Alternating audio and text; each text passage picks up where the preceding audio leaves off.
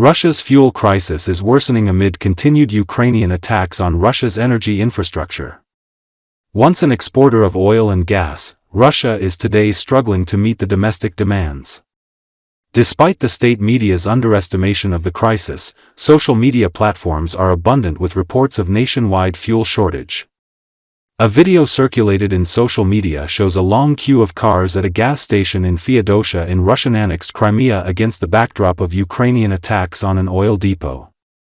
It should be noted that Crimea has been worse hit by the energy crisis, with almost half of the gas stations in the peninsula reportedly having stopped selling gasoline entirely. Authorities have imposed rationing. The fuel shortage in Russian-held Ukrainian territories have now spread to other regions. Another video footage circulated in social media shows kilometers-long queues at a gasoline station in Russia's border Bryansk region that is suffering severe fuel shortage. According to some reports, only 10% of petrol stations have supply in this region. Another footage released in social media shows 2-kilometer-long line of cars at gas stations along the highway from Moscow to Kazan in Russia's Tatarstan Republic, where supply disruptions are also observed.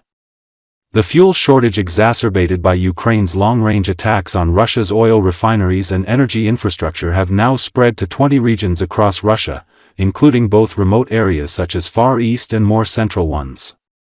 Many gas stations are rationing fuel, while some stations are closing temporarily due to not receiving supplies. Amid the crisis, gasoline prices have reached record levels, rising sharply throughout the year.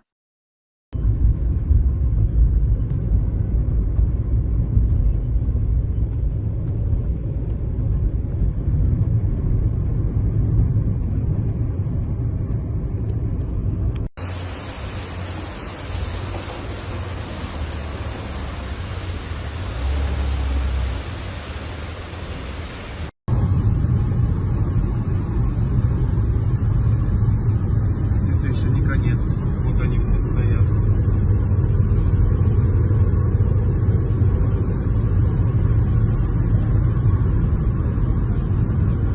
Ужас.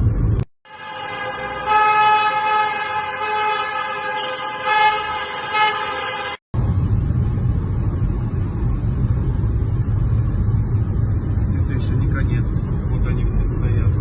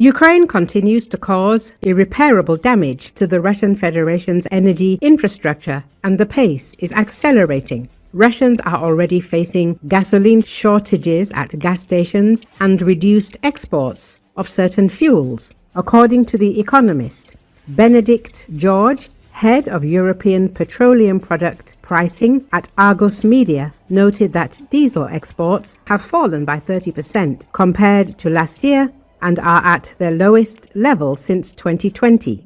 This has ultimately led to a sharp rise in wholesale prices, as Russia is the second largest diesel exporter in the world. According to an analysis of open sources, in 2023, oil product exports from Russia amounted to $52.1 billion. Oil pumping stations and storage facilities suffered significant damage from Ukrainian strikes, including a massive attack in mid-September on Primorsk, Russia's largest oil transshipment port on the Baltic Sea, However, according to Sergei Vakulenko of the Carnegie Eurasia Center, such facilities are difficult to permanently damage, and there are no signs yet of a reduction in Russian oil exports. The Ukrainians are on the rise. The Russians have a problem. They can't stop it, and the Ukrainians have no reason to slow down, says British strategist Sir Lawrence Freedman. Part of the problem the Russians face is the sheer number of targets, the vast territory, and the weakening of Russian air defenses after more than 3 years of war. The disposable attack drones used by the Ukrainians fly relatively slowly and carry warheads weighing only 60 to 120 kilograms, but they can fly long distances and are accurate enough to cause serious damage. Around 60% of deep strikes on Russian territory are carried out by Ukrainian Firepoint FP-1 drones, which, with a smaller payload, can reach targets 1,500 kilometers away within Russia and are equipped with sophisticated software resistant to electronic warfare. According to Elena Kryzanovskaya, an expert on Ukrainian weapons systems, FP-1s cost only about $55,000 and are produced at a rate of over 100 per day. Ukraine also uses heavier and more expensive Lyuti drones, which have a range of 2,000 kilometers and a machine vision system for guidance.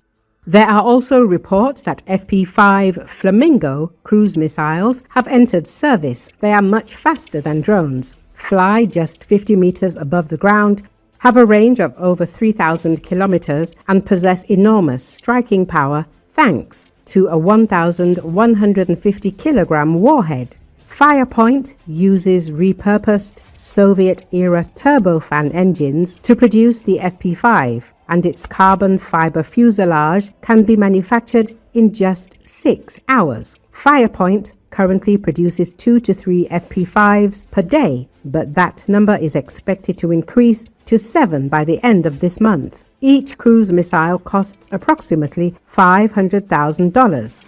Coordinated Ukrainian drone attacks on oil refineries and other parts of Russia's fuel distribution system began in August, and the number of strikes has increased from 2 or 3 per week to 4 or 5